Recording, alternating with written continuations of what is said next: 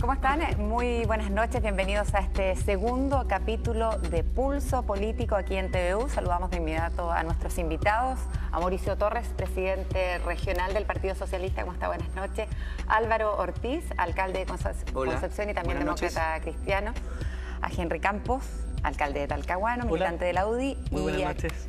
La exgobernadora y también actual candidata a diputado de la UDI, Claudia Hurtado. ¿Cómo estás? Buenas noches. Buenas noches, muchas gracias. Oye, me di cuenta, ¿alguna otra vez tú ibas cerca mío? Sí, pues. ¿Y tú sales a trotar o no? No salgo a trotar. Entonces, tú tienes un hermano que es Gemelo. gemelo. ¿Y también No, vive pero cerca? tengo un hermano, tengo un hermano que vive más cerca. Ah, ¿y también tienes algo como tú? Bueno, Sí. después de El esa menor. introducción... Bueno, pensé que eres tú. Te grité, Puede que ánimo, no eres él tú. puede que haya salido a trotar. Sí, no me respondió y dije, a lo mejor quedó enojado del programa anterior. No, el tenis ya pasó. No, ya con la tenía running, se nota que... Es mi hermano, de hecho, mi hermano gemelo. No o sea, mi eres hermano tú. menor, Bueno, perdón. vamos El gemelo vive en entonces Santiago. Aclarar, a aclarar la situación. Vamos al Un tema vecinal. Un tema vecinal, exactamente. Durante estas últimas semanas ha ido escalando el conflicto de la pesca, específicamente la pesca artesanal. Los pescadores de Leu han venido en una caravana hasta Concepción, hasta la Intendencia, para pedir que se declare la reineta como especie migratoria para poder cruzar los límites. Pero esto no es solamente la única manifestación que hemos visto en los últimos años. Desde la modificación de la ley de pesca, han habido varias repercusiones. Hablábamos hace un par de años atrás lo que ocurrió con la jibia. Estaban pidiendo que se decretara que fuese solamente el arte de pesca a través de línea de mano y no por arrastre. Después, claro, están pidiendo aumento en las cuotas. Los pescadores artesanales dicen que están perjudicados con esta nueva ley de pesca. ¿Qué se puede hacer? ¿Qué propuestas entregan ustedes para solucionar este conflicto que por lo demás escasean los recursos actualmente? Le doy la palabra primero a Claudia Hurtado por ser mujer y, bueno, invitada también. Muchas gracias. Mira, ¿sabes qué? Yo creo que en esto es importante partir de la base que todas las restricciones que actualmente existen, principalmente lo que tiene que ver con la cuota, tiene que ver con un tema de protección y de cuidar el recurso, porque hay que partir de esa base. Es un recurso limitado, lo que se pretende es poder tener especies suficientes como para poder entregar determinados derechos. Siento que el tema que se ha planteado, que tiene que ver con la derogación y nulidad, respondiendo precisamente a lo que tú estás preguntando, es un poco complicado no solamente por las maneras de cómo debiera plantearse, porque efectivamente si se habla de derogación nos quedaríamos en una situación absolutamente de sin vacío, ley, claro, sin ley, y por lo tanto se generaría una situación que más que una solución sería un determinado problema, porque existiría una especie como de chip libre y efectivamente los industriales podrían pasar a la zona de los pesqueros artesanales y esa situación es imposible de poder controlar. Siento que en esto lo que hay que hacer es tratar de generar una propuesta que permita modificar en parte, en aquella parte en donde hoy día la ley tiene dificultades respecto a su aplicación y tratar de mantener aquellos aspectos que han permitido cuidar el recurso, porque siento que esa es la finalidad que se ha planteado cuando se quiere regular una situación como la pesca. ¿En qué punto específico modificarla? En esto que están pidiendo los pescadores, por ejemplo, que se decrete que es migratoria la reineta, que puedan pescar fuera de los límites de la región del Biobío, los pescadores del Leu, de aquí al sur del país. ¿Sabes qué? Es que eso tiene otro aspecto también importante a considerar, porque la verdad es que todas las restricciones que se han establecido en la ley de pesca tienen que ver con antecedentes y con estudios científicos, que a lo mejor no están actualizados y que tal vez el tema de la fiscalización un poco ha quedado postergada, porque lo que se trata es de buscar una solución a la urgencia. Efectivamente, si uno quisiera conocer cuál es la situación actual de las especies y si ha existido un cambio de localidad, si efectivamente se ha producido una baja en la creación de determinadas especies, lo que hay que hacer es readecuar las cuotas y ver cuál es la situación actual de cada una de las especies. Entonces, está absolutamente relacionado el tema de una actualidad desde el punto de vista científico, de cuáles son los criterios que hicieron que efectivamente las cuotas fueran tanto, y luego buscar una solución que permita entregar una proporcionalidad para no generar estas expectativas que son las que hacen que en definitiva los pescadores puedan reclamar y con justicia. Mauricio, ¿tú estás de acuerdo con lo que plantea Claudia, que no es necesario obviamente derogar esta ley? ¿Te parece que la ley está bien hecha o hay que modificarla por completo? Si es que hubo un reparto adecuado de los recursos en tanto al sector industrial como artesanal, porque aquí también participan otros actores, los armadores, es un tema bastante complejo. Sí, mira, lo primero hay que definir cuál es la magnitud del problema que enfrentamos, ¿no es cierto? Aproximadamente entre 500.000 y 700.000 personas hoy día viven de la industria y de la pesca artesanal, ¿no es cierto? Buena parte de la región del Biobío, de su zona costera, vive de eso, ¿verdad? Y los problemas que enfrenta la ley y que enfrenta en general la industria pesquera, el 87% de la pesca en el mundo hoy día está en situación de sobreexplotación, ¿verdad? Y hay algunas pesquerías o algunos tipos de recursos que hoy día están prácticamente agotados. El jurel en particular, que es constituye buena parte del principal recurso en este país, está prácticamente hoy día en sobreexplotación y hace 15 años atrás estaba prácticamente agotado, ¿no es cierto? Entonces, ahí enfrentamos 4 problemas. Primero, y que la ley lamentablemente no pudo de alguna manera enfrentar. Uno, la pesca de arrastre. La pesca de arrastre hoy día lo que genera es que junto con extraer los pescados de menor talla, ¿no es cierto? 26 centímetros es para el jurel, 22 centímetros aproximadamente para la merluza, ¿no es cierto? De alguna manera devasta el fondo marino, ¿no es cierto? Y saca todo lo que de alguna manera pilla o encuentra en el camino. Primera cuestión. Segundo, yo creo que hay un problema de extracción que tiene que ver con la talla. Y eso básicamente se soluciona con más fiscalización, ¿no es cierto? Pero también con una cuestión que en general se han opuesto la industria pesquera, que tiene que ver con la instalación de GPS en las embarcaciones para saber dónde están, a qué hora llegan, para efectivamente hacer una fiscalización adecuada, ¿no es cierto? ¿Puedo hacer una corrección? Sí, claro. Hoy día la industria pesquera está regulada en esa materia y ellos tienen la utilización de GPS. Los que no tenían la utilización de GPS o posicionado satelital era la pesca artesanal. Y con la ley de pesca se le obliga a las embarcaciones superiores a 12 metros, es decir, las lanchas, no los botes, a tener hasta 18 metros de hora a tener GPS. Es más, la primera modificación de la ley de pesca fue redactada...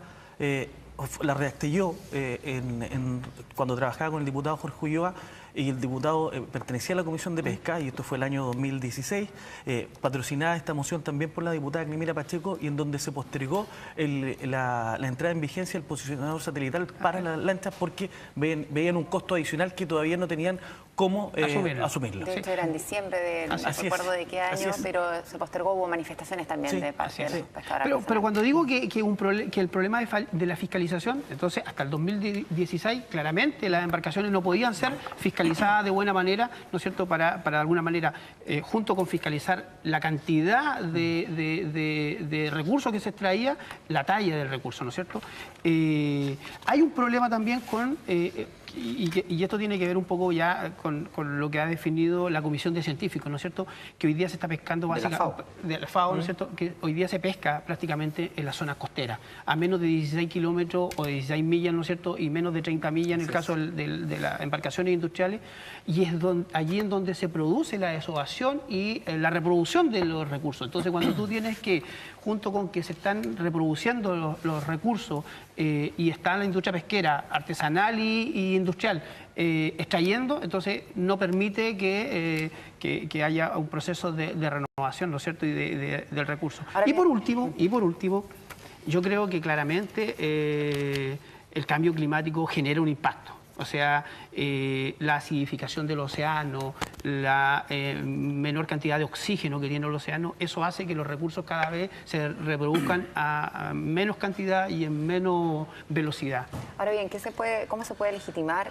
cuando el movimiento de algunos pescadores artesanales es de manera violenta? O sea, se entiende que ellos estén desesperados porque llevan algunos quizás 9 meses parados sin poder pescar y no tienen sustento para sus familias, pero en muchos casos obstruyen el tránsito, generan manifestaciones violentas. Entonces, ¿son todos los pescadores artesanales que se les puede involucrar en este ciclo violento de manifestaciones que afectan al resto de la ciudadanía, Álvaro? Sí, ¿sabes lo que pasa? Es que La ley que actualmente está vigente es una ley que no genera confianza.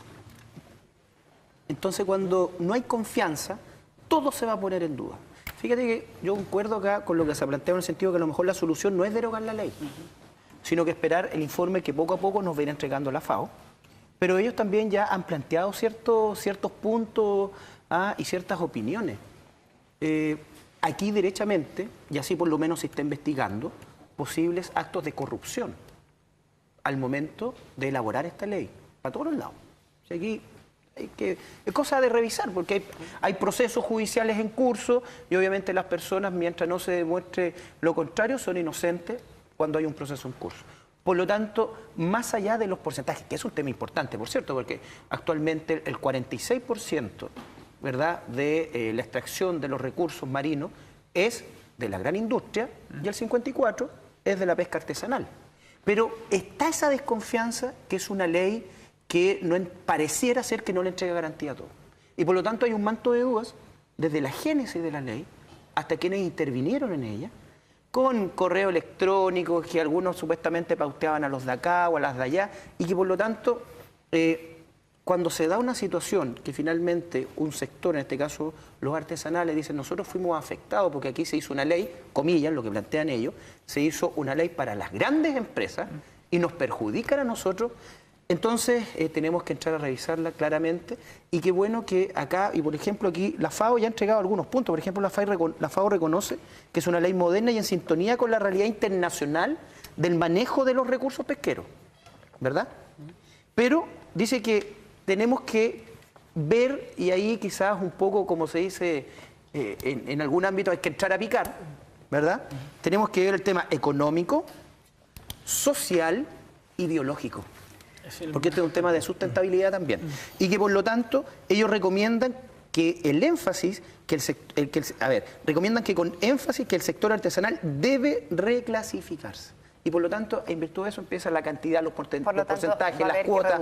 Entonces, yo creo que ya nos va dando... Ya no van a poder vivir de eso. O sea, en los años 80 ya va dando una luz hacia dónde tiene para que ir. el padre pescador, el hijo pescador, una tradición. Entonces, hoy en día, ¿cómo se le va a explicar, Henry, tú que vives en Talcahuano, alcalde de Talcahuano, a esas familias que, bueno, que van a tener que reconvertirse? ¿Cómo no caer en el error de cuando se cerraron las mineras en Acar?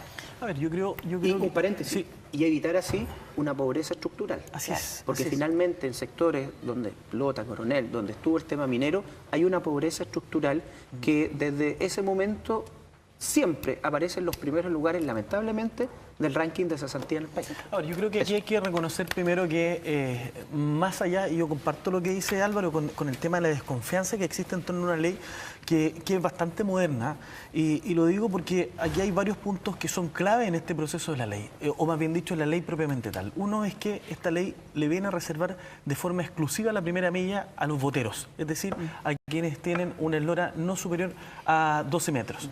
En segundo lugar, le reserva hasta la quinta milla a todo el mundo artesanal, es decir, hasta los 18 metros de eslora.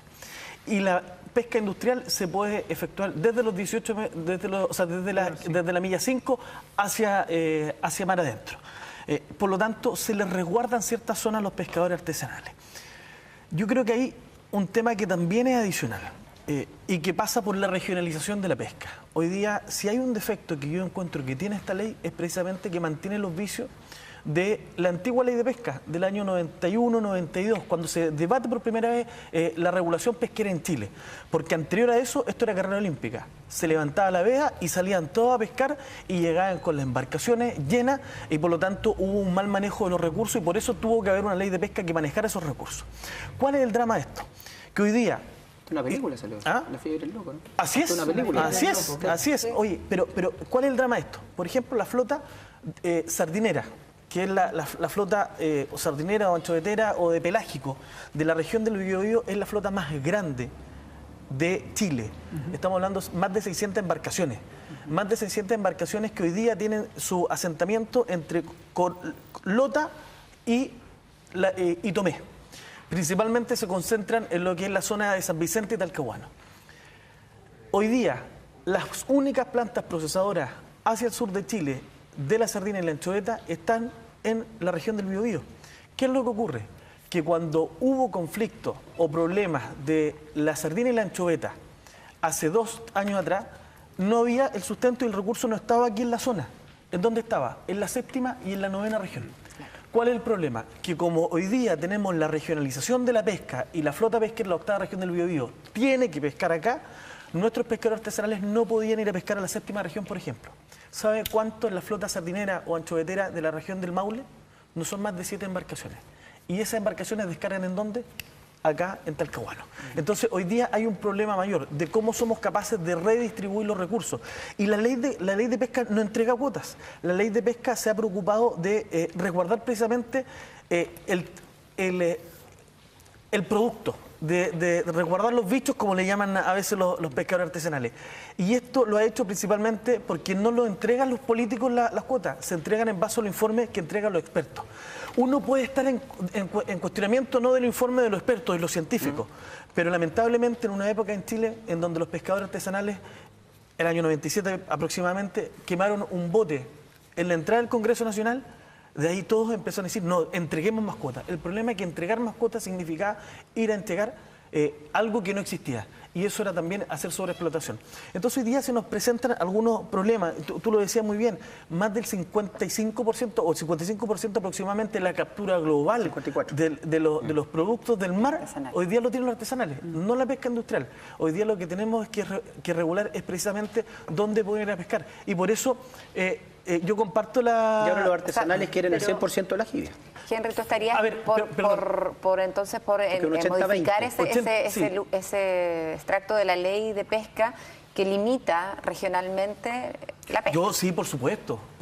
Si ese también era un problema que se nos iba a generar con la región de Ñuble. La región de Ñuble bueno, ahora, claro, se rompe en el Itata. Sí.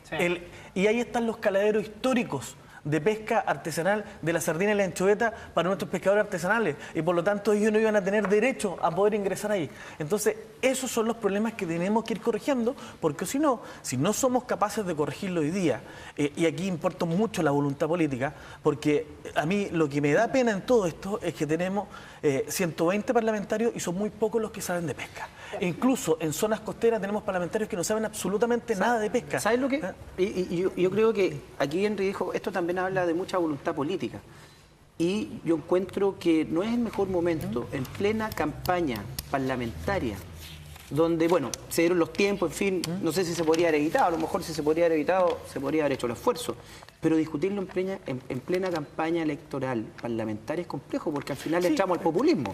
Entonces empieza el populismo, decirle a los artesanales, no, voy a hacer lo que usted me dice, entonces quizás lo que pasa ahí... Además hay que considerar que efectivamente aquí hay varios factores que inciden. Uno, el tema de la desconfianza, sin duda, es un tema que está instalado y que lamentablemente genera esa sensación de falta de credibilidad con las autoridades. Cualquiera que le diga cualquier cosa hoy día va a ser puesto en duda. Lo otro también tiene que ver, Henry, con que, claro, efectivamente el tema es un tema que ya lleva bastante tiempo y que en su tiempo y en su oportunidad no ha sido abordado por quienes debían abordarlo. Porque efectivamente los parlamentarios pueden no saber de pesca, pero existe a su respecto, porque la ley cuando se tramita necesita tener no solamente la intervención de los parlamentarios, los estudios de los parlamentarios, sino que también requiere de estudio, requiere de opiniones científicas, porque al final del día lo que pasa es que el recurso se puede agotar. Y cuando se agota el recurso, genera un problema de fondo, que es que en definitiva, eso mismo, ¿qué haces con las familias? Esa es la pregunta siguiente que viene. ¿Alguno está por reconvertir? ¿Qué se hace con las familias? Porque el recurso se va a agotar o va cada vez en desmedro, cada vez peor. ¿Qué se va a hacer con las familias? ¿Qué se propone hacer con las familias que viven de la pesca? Yo creo que hay un problema de fondo que tiene que ver con el modelo de desarrollo. Este es un país que en la década de los 80 priorizó explotar, ¿no es cierto?, commodity. ¿No es cierto?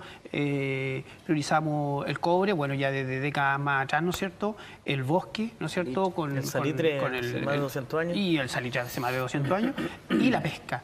Y resulta que cuando uno dice, bueno, Talcahuano, por poner una comuna cualquiera, ¿no es cierto? En el largo plazo, la pesca, de la manera actual que se desarrolla, ¿le va a servir para el desarrollo a Talcahuano?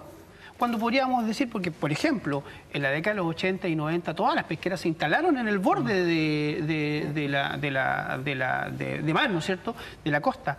En circunstancias que en realidad nos damos cuenta de que años después, que en realidad lo que le genera valor a una empresa más bien son los procesos, y por lo tanto las pesqueras perfectamente podrían haber estado fuera del borde costero, ¿no es cierto? No sé, a 2, 3, 4 kilómetros, ¿no es cierto? Y claro, subimos los costos por el lado de la logística. Pero la pregunta es, el modelo actual de explotación, ¿no es cierto?, respecto de los recursos naturales, en particular porque más allá de la definición de la cuota, la define un comité de científicos, pero la verdad es que el comité de científicos, para definir, la última vez que definió cuota pesquera, lo definió en base a la capacidad de pesca que tenía una empresa, ¿no es cierto?, y la industria, y capacidad de bodegaje. Y por eso entonces se hizo... Va a haber entonces que modificar seguramente el programa de desarrollo económico de la región del Biobío y no basarlo quizás en la pesca artesanal, podríamos sacar esa conclusión. Vamos a hacer nosotros nuestro primer corte comercial aquí en Pulso Político, y ya regresamos con otro tema que tiene relación con los inmigrantes y la llegada de los sirios también a nuestro país. No se vayan.